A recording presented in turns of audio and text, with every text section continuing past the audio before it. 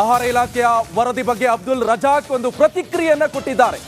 ಬೇಕಂತಲೇ ನಮ್ಮನ್ನ ಸಿಕ್ಕಿಸಲು ಈ ರೀತಿ ಟಾರ್ಗೆಟ್ ಅನ್ನ ಮಾಡಲಾಗಿದೆ. ದುರುದ್ದೇಶಕ ಪೂರ್ವಕವಾಗಿ ನನ್ನ ವಿರುದ್ಧ ಸಾಕಷ್ಟು ಆರೋಪವನ್ನು ಮಾಡಿದ್ದಾರೆ. ಇದು ನನ್ನ ವಿರುದ್ಧ ಟಾರ್ಗೆಟ್ ಅಂತ ಸ್ವತಃ ಅಬ್ದುಲ್ ರಜಾಕ್ ಅವರೇ ನಿಮ್ಮ ರಿಪಬ್ಲಿಕ್ ಕನ್ನಡಕ್ಕೆ ಒಂದು ರಿಪ್ಲೈನ ಕೊಟ್ಟಿರುವಂಥದ್ದು. ಜೊತೆಗೆ ರಿಪಬ್ಲಿಕ್ ಕನ್ನಡಕ್ಕೆ ಧನ್ಯವಾದಗಳು. ಫಸ್ಟ್ ಈ ವಿಚಾರವನ್ನ ಬ್ರೇಕ್ ಮಾಡಿದ್ರಪ್ಪ, ಅಯ್ಯಯ್ಯೋ, ಯಾಕಂತ ಹೇಳಿದ್ರೆ ನನ್ನ ಬಗ್ಗೆ ಸಾಕಷ್ಟು ನೆಗೆಟಿವ್ ಸುದ್ದಿ ಹಬ್ಬಿರುವಂಥದ್ದು. ಅದು ಕೂಡ ಈ ಅಬ್ದುಲ್ ರಜಾಕ್ ರಾಜಸ್ಥಾನದಿಂದ ನಾಯಿ ಮಾಂಸವನ್ನು ತಂದು ಸೇಲ್ ಮಾಡ್ತಾ ಇದ್ದಾನೆ ಅಂತ. ಆದರೆ ಈಗ ಆಹಾರ ಇಲಾಖೆ ಅಧಿಕಾರಿಗಳೇ ಒಂದು ವರದಿಯನ್ನು ಕೊಟ್ಟಿರುವಂಥದ್ದು. ಇದು ನಾಯಿ ಮಾಂಸ ಅಲ್ಲ, ಕುರಿ ಮಾಂಸ ಅಂತ. ಸ್ವತಃ ಅಬ್ದುಲ್ ರಜಾಕ್ ನಮ್ಮ ಜೊತೆ ಫೋನ್ ಸಂಪರ್ಕದಲ್ಲಿ ಜಾಯ್ನ್ ಆಗಿದ್ದಾರೆ. ಅಬ್ದುಲ್ ರಜಾಕ್ ಅವರೇ, ಏನು ಕತೆ ಇದು? ಆಹಾರ ಇಲಾಖೆಯ ಅಧಿಕಾರಿಗಳೊಂದು ಅಪ್ಡೇಟ್ಸ್ ಕೊಟ್ಟಿದ್ದಾರೆ, ಏನು ಹೇಳ್ತೀರಾ? ನಿಕೇಶ್, ಮೊದಲನೇ ದಿನದಿಂದನೂ ನಾನು ಹೇಳ್ತಾ ಇದ್ದೆ, ಇದರಲ್ಲಿ ಏನು ಮುಚ್ಚುಮರೆ ಇಲ್ಲ, ನಾನೇನು ಯಾವ ತರ ತಪ್ಪು ಮಾಡಿಲ್ಲ, ಅಕ್ರಮ ವ್ಯವಹಾರ ಏನು ಮಾಡಿಲ್ಲ. ಸತ್ಯವಾಗಲೂ ಇದು ಕುರಿ ಮಾಂಸವನ್ನ ತಾವು FSSAI ಸ್ಟ್ಯಾಂಡರ್ಡ್ ಪ್ರಕಾರ chilled meet, frozen meet. Chilled ಅಂತ ಹೇಳಿದ್ರೆ ಶಾರ್ಟ್ ಟರ್ಮ್ ನೀವು ಫ್ರೀಸ್ ಮಾಡಿ ತಗೊಂಡ್ಬರುವ ಮಾಂಸ. ಅದು ನೀವು 96 ಗಂಟೆಗಳ ಸಮಯ. ಇದು FSSAI ರೂಲ್ಸ್ ಪ್ರಕಾರ 96 ಗಂಟೆ. ಟ್ರೈನ್ ಬರಕ್ 44 ಗಂಟೆ ಆಗುತ್ತೆ, 42 ಗಂಟೆ, 44 ಗಂಟೆಯಲ್ಲಿ ಟ್ರೈನ್ ಬೆಂಗಳೂರು ತಲುಪುತ್ತೆ. ಅಲ್ಲಿಂದ ನಮ್ ಕೈಯಲ್ಲಿ 50 ಗಂಟೆಗಳ ಕಾಲ ಇರುತ್ತೆ ಕೈಯಲ್ಲಿ. 50 ಗಂಟೆ ಅಂತ ಹೇಳಿದ್ರೆ 2 ಕಂಪ್ಲೀಟ್ ಸಂಪೂರ್ಣ ದಿನಗಳು. ನಾವು ತಗೊಂಡ್ಬಂದು ಅದನ್ನ ಡ್ರೆಸ್ಸಿಂಗ್ ಮಾಡಿ ಎಲ್ಲೆಲ್ಲಿ ನಾವು ಸರ್ಬರಾಜ್ ಮಾಡ್ಬೇಕು ಮಾಡಿ ಒಳ್ಳೆ ವ್ಯವಹಾರ ಮಾಡ್ತಿದೀವಿ ಅಂತ ಯಾರೋ ಹೇಳಿದಕ್ಕೆ ಅವರ ಗೌರವ ಇಲ್ಲ, ಅವರ ಹಿಂದೆ ಘನತೆ ಇಲ್ಲ, ಅವ್ರಿಗೆ ಬ್ಯಾಕ್ ಗ್ರೌಂಡ್ ಏನಿದೆ, ಯಾರು ಹೇಳ್ತಿದಾರೆ, ಅವ್ರ ಹಿನ್ನೆಲೆ ಏನಿದೆ, ಅದನ್ನ ನೋಡಿ ಇದನ್ನ ಇದ್ ಮಾಡ್ಬೇಕಾಗಿತ್ತು. ಸುಮ್ನೆ ಒಂದು ದುರುದ್ದೇಶದಿಂದ ಅವ್ರು ಏನೋ ಒಂದು ಮೈಂಡ್ ಅಲ್ಲಿ ಇಟ್ಕೊಂಡು ಅದು ಇವ್ರ ಹತ್ರ ನಾವು ಹಣ ದೋಚ್ಕೊಂಡ್ಬಿಡೋಣ ಅಂತ ನಮ್ಮ ಹತ್ರ ಬಂದ್ರು. ನಾವು ಅದಕ್ಕೆ ಅವಕಾಶ ಮಾಡ್ಕೊಡ್ಲಿಲ್ಲ ಅಂತ ಹೇಳ್ಬಿಟ್ಟು ಸುಮ್ನೆ ಅಬ್ಬರ ಎತ್ತಿ ಇದು ನಾಯಿ ಮಾಂಸ ಅಂತ ಹೇಳಿದವರು. ಇವತ್ತು ನಾನು ಅವರನ್ನೇ ಪ್ರಶ್ನೆ ಮಾಡಕ್ ಇಷ್ಟಪಡ್ತೀನಿ. ಅವ್ರಿಗೆ ಏನ್ ಸಿಕ್ಕಿರ್ಬೋದು ಬಡವರ ಹೊಟ್ಟೆ ಮೇಲೆ ಹೊಡೆದು? ನಂದು ಬಿಡಿ, ನಮ್ ವ್ಯಾಪಾರ ನಡೀತದೆ. ಮೊದ್ಲು ತರಿಸ್ತಾ ಇದ್ದೆ 12 ವರ್ಷದಿಂದ, ಇವತ್ತು ತರ್ತಾ ಇದ್ದೀನಿ, ನಾಳೆನೂ ತರಿಸ್ತೀನಿ. ನಾನಿವತ್ತು ಕೇಳಕ್ ಇಷ್ಟಪಡೋದು ಸಣ್ಣ ವ್ಯಾಪಾರಿಗಳಿದಾರಲ್ಲ, ಅವ್ರ ಹೊಟ್ಟೆ ಮೇಲೆ ಏಟ್ ಬಿತ್ತಲ್ಲ ಇವರಿಂದ. ಇದಕ್ಕೆ ಅದು ನಾನು ದೇವ್ರ ಮೇಲೆ ಬಿಡ್ತೀನಿ. ರಾಜ್ಯದ ಜನತೆಗೆ ನಾನು ಕೈ ಮುಗಿದು ಮತ್ತೊಂದ್ಸಲ ಒಂದು ಮಾತನ್ನ ಹೇಳಕ್ ಇಷ್ಟಪಡ್ತೀನಿ. ಯಾವುದೇ ತರದ ಅಕ್ರಮ ವ್ಯವಹಾರ ಇಲ್ಲ. ಇದು ನಾನು ಸತ್ಯವಾಗ್ಲಿ ಇದು ನಿಜವಾದ ಒಂದು ಕರೆಕ್ಟ್ ಆಗಿ ರೂಲ್ಸ್ ಫಾಲೋ, ನಿಯಮ ಏನಿದೆ ಅದನ್ನ ನಾನು ಪಾಲನೆ ಮಾಡ್ತಾ ಒಂದು ಬಿಸ್ನೆಸ್ ಅನ್ನ ಮಾಡ್ತಿದ್ದೆ. ಅದಕ್ಕೋಸ್ಕರ ಎದೆ ತಟ್ಟಿಯಲ್ಲಿ ನಿಂತಿದ್ದೆ ನಾನು. ಇವ್ರು ಬಂದ್ಬಿಟ್ಟು ನೀವು ಬಾಕ್ಸ್ ಯಾಕೆ ಓಪನ್ ಮಾಡ್ತಿಲ್ಲ, ಅನುಮಾನ ಬರ್ತಾ ಇದೆ ಅಂತ ಹೇಳಿದ್ರು. ಬಾಕ್ಸ್ ಓಪನ್ ಮಾಡಿದ್ರೆ ಇವ್ರು ಕೈ ಟಚ್ ಮಾಡಿದ್ದಿದ್ರೆ ಅದ್ರಲ್ಲಿ ಬ್ಯಾಕ್ಟೀರಿಯಾ ಇದೆ ಅಂತ ಬರಬಹುದಾಗಿತ್ತು. ಮತ್ತೆ ಇವ್ರು ಇಷ್ಟಪಟ್ಟಿದ್ದೇ ಏನು ಅಂತ ಹೇಳಿದ್ರೆ ಬಾಕ್ಸ್ಗಳನ್ನೆಲ್ಲ ಓಪನ್ ಮಾಡಿಸ್ಬಿಡೋಣ ಅಂತ. ಆ ಬಾಕ್ಸ್ಗಳನ್ನ ಓಪನ್ ಮಾಡಿಸ್ಬಿಟ್ಟು ಅದು ಟೆಂಪರೇಚರ್ ಮೇಂಟೈನ್ ಆಗಿಲ್ಲ ಅಂದ್ರೆ ನನ್ನ ಬಿಸ್ನೆಸ್ ಏಟ್ ಬೀಳುತ್ತೆ, ಅದು ನನಗೆ ನಷ್ಟ ಆಗುತ್ತೆ ಅಂತಾನೆ ನಾನು ಬಾಕ್ಸ್ ಓಪನ್ ಮಾಡಿಲ್ಲ. ಆದ್ರೆ ಅಲ್ಲೇ ಚಾಲೆಂಜ್ ಮಾಡಿ ನಾನು ಹೇಳಿದ್ನಲ್ಲ, ಅದ್ ಯಾರೇ ಅಧಿಕಾರಿಗಳು ಬರ್ಲಿ, ಅದ್ ಯಾವ ಬಾಕ್ಸ್ ಮೇಲೆ ಅವ್ರ ಕೈ ಇರ್ತಾರೋ ಅದೇ ಬಾಕ್ಸ್ ನ ಓಪನ್ ಮಾಡಿ ತೋರಿಸ್ತೀನಿ. 9 ಬಾಕ್ಸ್ ಗಳನ್ನ ಓಪನ್ ಮಾಡ್ತಿದ್ವಿ. ನಂತರ ಪ್ರತಿಯೊಂದು ಬಾಕ್ಸ್ ಇಂದ ಇವರು ಸ್ಯಾಂಪಲ್ ತಗೊಂಡೋದ್ರು. 84 ಬಾಕ್ಸ್ ಇಂದಾನು ಸ್ಯಾಂಪಲ್ ತಗೊಂಡೋದ್ರು. ಇವತ್ತು ಸದ್ಯ ಏನಿದೆ ಮುಂದಕ್ಕೆ ಬಂತು. ಇದ್ರಲ್ಲಿ ಯಾವ ಕಳಪೆ ಮಾಂಸನೂ ಇಲ್ಲ. ಅಲ್ಲಿ ಉಪಯೋಗಿಸ್ತಿರುವ ನೀರು ಅದು ಫಿಲ್ಟರ್ಡ್ ವಾಟರ್ ಇರುತ್ತೆ, ಒಳ್ಳೆ ನೀರಿಂದಾನೆ. ಅದ್ ನೋಡಿ, ಇದು 1 ದಿನ 2 ದಿನ ಬಿಸ್ನೆಸ್ ಮಾಡಿ ಓಡೋಗೋರು ಅಂತಲ್ವಲ್ಲ, ಜೀವನ ನಡೀತಿರೋದು ಇದರಲ್ಲಿ. ಈ ಬಿಸ್ನೆಸ್ ಈಗ ನಿಮ್ಗೀಗ ಯಾರೆಲ್ಲ ಮುಂಚೆ ನೀವು ಈಗ ಡೆಲಿವರಿ ಮಾಡ್ತಾ ಇದ್ರೆ ಅವರಲ್ಲಿ ಏನ್ ಹೇಳ್ತಾರೆ? ಈಗ ನಿಮ್ಗೀಗ ಏನಾದ್ರು ಬಿಸ್ನೆಸ್ ಸಮಸ್ಯೆ ಆಯ್ತಾ, ಅದ್ರ ಬಗ್ಗೆ ಏನ್ ಹೇಳ್ತೀರಾ? ಅವ್ರೇನ್ ಕಾಲ್ ಮಾಡಿ ಕೊಡ್ರಿ ರಜಾಕ್ ಅವ್ರೆ ಅಂತ ಹೇಳ್ತಾರ, ಅಥವಾ ಬ್ಯಾಡ್ರಿ ನಿಮ್ದು ನಾಯಿ ಮಾಂಸ ಅಂತ ಹೇಳ್ತಿದ್ರ? ಇಲ್ಲ, ಜನರಿಗೆ ಚೆನ್ನಾಗಿ ಗೊತ್ತು ನಾನು ಯಾವುದೇ ತರಹದ ತಪ್ಪು ಕೆಲಸ ಮಾಡೋದಿಲ್ಲ. ನಾನು ಯಾವುದೇ ಒಂದು ಇಲ್ಲಿಗಲ್ ಕೆಲಸ ಮಾಡಲ್ಲ. ನಾನು ಅದಕ್ಕೋಸ್ಕರನೇ ಅಲ್ವಾ ಎದೆ ತಟ್ಟಿ ಅಲ್ಲೇ ನಿಂತಿದ್ನಲ್ಲ. ನಾನು ಅಕಸ್ಮಾತ್ ಏನಾದ್ರು ತಪ್ಪಿದ್ರೆ ಜನ ಓಡೋಗ್ಬಿಡ್ತಾರೆ. ನಾನು ಅಲ್ಲೇ ನಿಂತ್ಕೊಂಡು ಸತ್ಯ ಹೇಳ್ದೆ. ಓಪನ್ ಮಾಡಿ ಬಾಕ್ಸ್ ಅನ್ನ ಅಲ್ಲಿ ಕುರಿ ತಲೆಯನ್ನ ಎತ್ತಿ ತೋರಿಸಿದ್ರೇನು ನೀವು ಅದು ನಾಯಿ ಮಾಂಸ ಅಂತ ಜನ ಹೇಳಕ್ ಇದ್ ಮಾಡಿದ್ರು.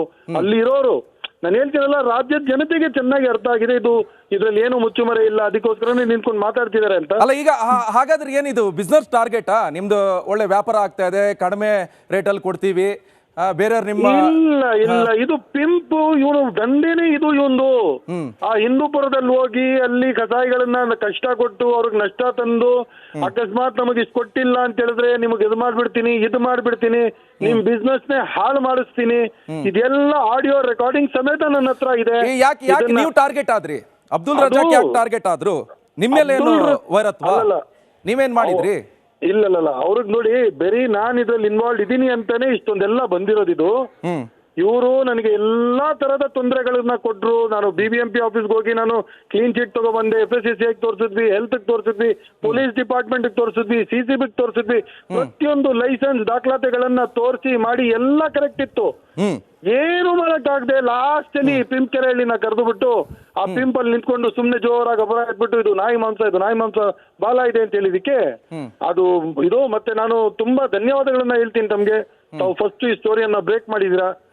ಇದು ಕುರಿ ಮಾಂಸ ಯಾವುದೇ ಕಾರಣಕ್ಕೂ ನಾವು ಏನು ಇದ್ರ ಬಗ್ಗೆ ಗಾಬರಿ ಪಡೋದು ಬೇಡ. ಇದು ಉತ್ತಮ ಗುಣಮಟ್ಟವಾದದ್ದು. ಯಾಕೆ ಅಂತ ಹೇಳಿದ್ರೆ ಒಂದು ಮರುಭೂಮಿ ಅಂದ್ರೆ ಡೆಸರ್ಟ್ ಅಲ್ಲಿ 4 ದಿನ ನೀರು ಮತ್ತೆ ಆಹಾರ ಇಲ್ಲದೆ ಈ ಕುರಿ ಜೀವಂತವಾಗಿರುತ್ತೆ ಅಲ್ಲಿ. 4 ದಿನಗಳವರೆಗೆ ಇದಕ್ಕೆ ನೀವು ಒಂದ್ ತುತ್ತು ನೀರು ಕೊಡಬೇಡಿ, ಒಂದಿಷ್ಟು ಏನು ತಿನ್ನಿಸ್ಬೇಡಿ, ಹಂಗೆ ಇದು ಜೀವಂತವಾಗಿರುತ್ತೆ. ಅಷ್ಟು ನಾಟಿ ಶಕ್ತಿಯಾದ ಅದು ಜಾಸ್ತಿ ಬಲ ಈ ಕುರಿಯಲ್ಲಿ. ಅದು ಇದರಲ್ಲಿ ಉತ್ತಮ ಗುಣಮಟ್ಟವಾದ ಒಂದು ಮಾಂಸ. ಇದು ಇದರಲ್ಲಿ ಪ್ರೋಟೀನ್ ಕಂಟೆಂಟ್, ನ್ಯೂಟ್ರಿಷನ್ ವ್ಯಾಲ್ಯೂ ಜಾಸ್ತಿ ಆಗಿರುತ್ತೆ. ಇದು ಆ ಮರುಭೂಮಿ ಡೆಸರ್ಟ್ ಅಲ್ಲಿ ಜೀವನ ಮಾಡುತ್ತೆ ಅಂತ ಹೇಳಿದ್ರೆ ಅದು ಸುಮ್ನೆನಾ? ಅಷ್ಟೊಂದು ಒಳ್ಳೆ ಮಾಂಸ ಇದು. ನಾವೇನು ತಪ್ಪು ಮಾಡ್ತಿಲ್ಲ, ಜನರಿಗೆ ನಾವೇನು ತಪ್ಪು ತಿನ್ನಿಸ್ತಾನೂ ಇಲ್ಲ. ಸುಮ್ನೆ ನಮ್ಮ ಮೇಲೆ ಒಂದು ಆರೋಪ ಮಾಡಿ, ನಮ್ಮ ಮೇಲೆ ಒಂದು ಇದನ್ನ ಮಾಡಿ, ಇದೊಂದು ದೊಡ್ಡ ಒಂದು ಇದು ಮಾಡಿದ್ರು. ದೇವರು ಅವ್ರಿಗೆ ಸರಿಯಾದ ಬುದ್ಧಿಪಾಠ ಕಲಿಸ್ಲಿ ಅಂತ ಹೇಳ್ಬಿಟ್ಟು ನಾನು ಇದ್ ಮಾಡ್ತೀನಿ. ಆದ್ರೆ ಇದಕ್ಕೆ ಲೀಗಲ್ ಏನೇನ್ ಮಾಡ್ಬೇಕೋ ಸೋಮವಾರದ ದಿನ ಇದನ್ನ ಮಾಡ್ತೀನಿ.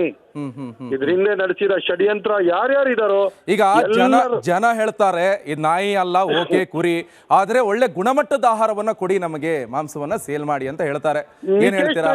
ನಿಕೇಶ್, ನಾನು ಹೇಳ್ತಾ ಇದ್ದೀನಲ್ಲ, ನಾರ್ಮಲ್ ಆಗಿ ನಮ್ಮ ಕುರಿಗಳು ಇಲ್ಲಿ ಈ ಭೂಮಿಯಲ್ಲಿ ಬೆಳೆದ ಕುರಿಗಳು ಅಷ್ಟೊಂದು ಅವರಲ್ಲಿ ನ್ಯೂಟ್ರಿಷನ್ ವ್ಯಾಲ್ಯೂ ಇರಲ್ಲ.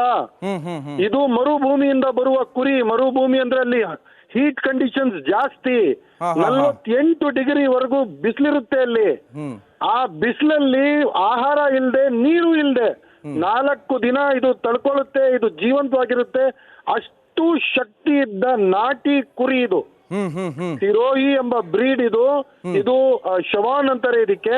ನಾಟಿ ಕುರಿ ಇದು. ಇದರಲ್ಲಿ ತುಂಬಾ ಅಂದ್ರೆ ತುಂಬಾ ಜಾಸ್ತಿ ನ್ಯೂಟ್ರಿಷನ್. ಇದು ತುಂಬಾ ಉತ್ತಮ ಗುಣಮಟ್ಟವಾದ ಮಟನ್ ಇದು. ಇದನ್ನ ಎಲ್ಲರೂ ಸೇವನೆ ಮಾಡಬಹುದು. ಇದರಲ್ಲಿ ಯಾವುದೇ ತರದ ತಪ್ಪಿಲ್ಲ. ಪ್ಯಾಕಿಂಗ್ ಮಾಡೋ ರೂಲ್ಸ್ FSSAI ಏನ್ ಹೇಳಿದೆ ಆ ರೂಲ್ಸ್ ಅನ್ನ ಪಾಲಿಸುತ್ತಾ ಅದರಲ್ಲಿ ಎಷ್ಟು ನಾವು ಏನು ಕೆಮಿಕಲ್ ಯೂಸ್ ಮಾಡಿಲ್ಲ, ಒಂದು ಕೆಮಿಕಲ್ ಯೂಸ್ ಮಾಡಿಲ್ಲ, ಒಂದು ಪ್ರಿಸರ್ವೇಟಿವ್ ಯೂಸ್ ಮಾಡಿಲ್ಲ, ಒಂದು ವಿನೆಗರ್ ಅನ್ನ ಹಾಕಿಲ್ಲ.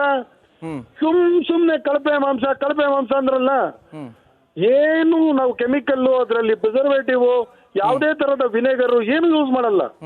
ಸಮಸ್ಯೆ ಆಗಿದ್ದೀಗ ಈ ಬಾಲದಿಂದ ಇಲ್ಲ, ಬಾಲ ಇರುತ್ತೆ. ಅದು ಕುರಿಗಳಿಗೆ ನಾರ್ತ್ ಕಡೆ ಇರುವ ಕುರಿಗಳೆಲ್ಲ ಬಾಲ ಇರುತ್ತೆ ಅಂತ ಡೌಟ್ ಬರೋಕ್ ಶುರುವಾಗಿದ್ದೆ ಬಾಲ.